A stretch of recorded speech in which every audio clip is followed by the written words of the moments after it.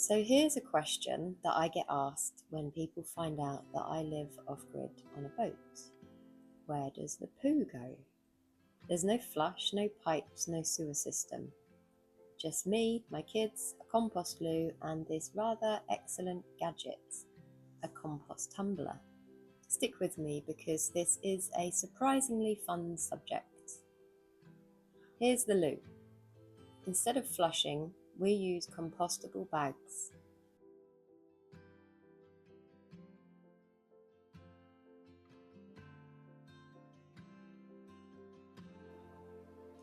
The tumbler was kindly gifted to me by the compost guy, and he's actually offered a discount code for my viewers if you fancy one yourself. It's a Maze tumbler, and I have to say I love it. It arrives flat packed, so yes, you do have to put it together, but once it's up, the benefits over a floor pile are huge. It's contained, which keeps it neat and tidy. It's rodent proof, so there's no rats sniffing around. It speeds up the composting process because you can spin it, adding air. And it keeps everything off the ground, so you're not just starting a heap in the corner of the garden. A tumbler like this creates a micro-environment, dark, warm, aerated, perfect for bacteria, fungi and worms to break things down faster. Every turn adds oxygen, which stops it from going smelly and slimy. Basically, it's composting with way less effort. You don't have to fork over a pile, you just give it a spin. So what actually happens in here? Composting is basically billions of tiny organisms eating and digesting and transforming waste into soil.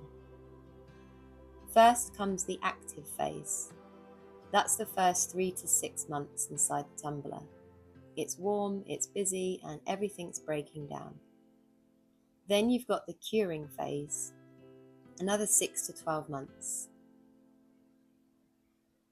This is when the compost stabilizes, pathogens die off, and you're left with safe, crumbly, earthy smelling soil.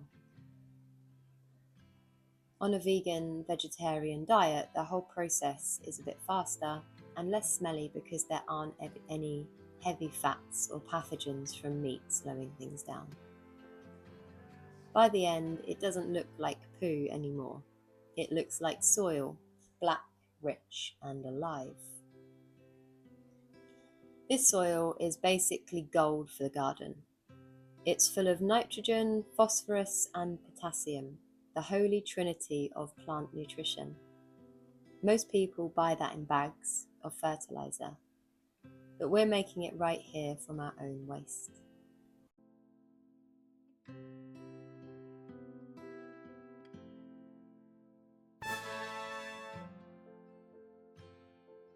And then there's we. Sounds grim, but urine is basically liquid fertilizer. It's packed with nitrogen, the stuff plants use for leafy growth. The trick is to dilute it, 1 part urine to 10 parts water, in our case, canal water. Straight urine is too strong, but diluted it's like rocket fuel for veggies. Free, plentiful, and completely safe when used this way. Not every boater goes through this route though. There are 4 main toilet options to my knowledge. There are cassette loos, which is a camping classic. It's the little box that you carry to an Elson point and empty yourself. Convenient, but same as composting, not glamorous. Then there's pump out toilets, which is a tank under your bed usually, that you pump out at designated pumping stations. It's less hands-on, but you have to find a pump out point and pay for it. Then there are incinerators. They burn the waste to ash, very high tech, but they do guzzle electricity, which for off-grid life isn't ideal. And then there's compost loos, which is my choice. Low fuss, no smell if managed right, and in the end you get something useful instead of a bill.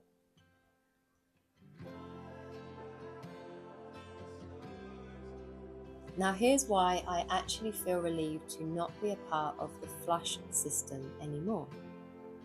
Every flush uses about 6 litres of water. Then all that flush water goes off with the waste, gets mixed with everything else from sinks and drains, cleaning products, medicines, you name it.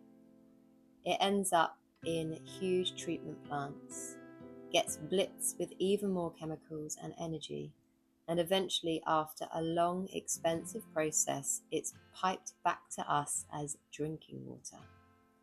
It's a huge footprint in terms of water, energy and chemicals. Whereas here on the boat, the cycle is small, visible and clean. Poo into compost, we into fertiliser, both back to the soil. Waste becomes life. And to me, that makes sense.